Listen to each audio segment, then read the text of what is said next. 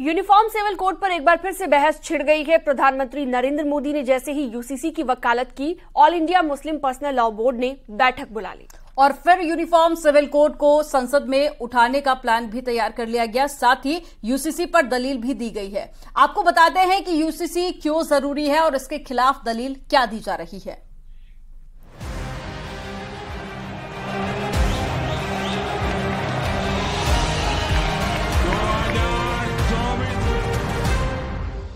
देश एक है, संविधान एक है, जीवन का मूल विधान एक है, लेकिन एक कानून पर घमासान मचा है। कुछ समर्थन में तो कुछ विरोध में, कुछ पक्ष में तो कुछ विपक्ष में एक देश एक कानून पर आमने सामने आ गए हैं और देश में एक बार फिर कानून के नाम पर हिंदू मुसलमान की बहस छिड़ गई है। पीएम मोदी ने आईना दिखाया तो मौलाना मौलवी एक देश एक कानून पर परेशान हो गए। यूनिफॉर्म सिविल कोड के नाम पर ऐसे लोगों को भड़काने का काम हो रहा है। आप मुझे बताइए, एक घर में परिवार के एक सदस्य के लिए एक कानून हो, परिवार के दूसरे सदस्य के लिए दूसरा कानून हो, तो क्या वो घर चल पाएगा? क्या कभी भी चल पाएगा क्या? प्रधानमंत्री नरेंद्र मोदी ने जैसे ही यूनिफॉर्म सिविल कोड यानी समान नागरिक संहिता की वकालत की, तुरंत आनन फानन में all India Muslim personal law board ने बैठक बुलाई। यूसीसी पर बोर्ड अपना पूरा ड्राफ्ट तैयार करेगा। कमीशन के अध्यक्ष से मिलने का समय मांगेंगे। शरीयत के हिस्सों का इस ड्राफ्ट में जिक्र होगा।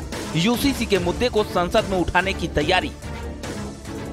All India Muslim personal law board UCC के खिलाफ विपक्षी पार्टियों से गुजारिश की तैयारी में है और इसे संसद में उठाने की प्लानिंग हो रही है। लेकिन दूसरी तरफ शरीयत के मुताबिक यूसीसी पर भी जोर दिया जा रहा है। और जहां तक सामान्य नागरिक संहिता की बात है, तो सामान्य नागरिक संहिता में अगर शरीयत का लिहाज पास किया जाता है और इस्लामी उसूलों का ख्याल रखा जाता है, तो फिर ऐसा सामान्य नागरिक संहिता मुसलमानों को कबूल होगा।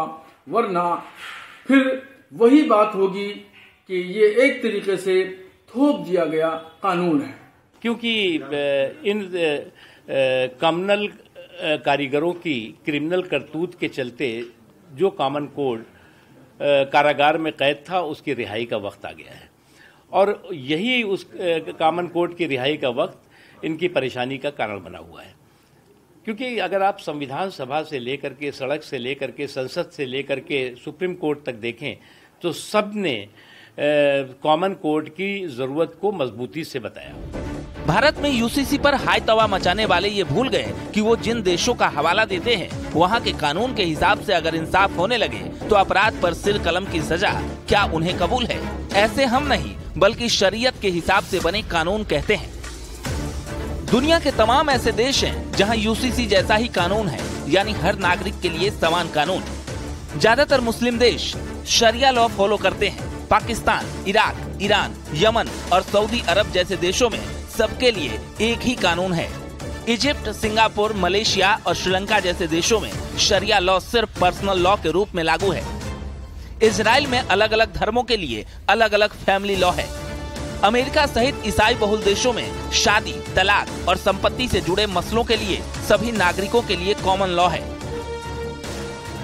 खैर, सरकार की कोशिश 2024 से पहले देश में यूनिफॉर्म सिविल कोड लागू करने का है, जिससे हर धर्म, हर समुदाय के लिए एक कानून होगा और कानून की नजर में सब एक छत के नीचे आ जाएंगे।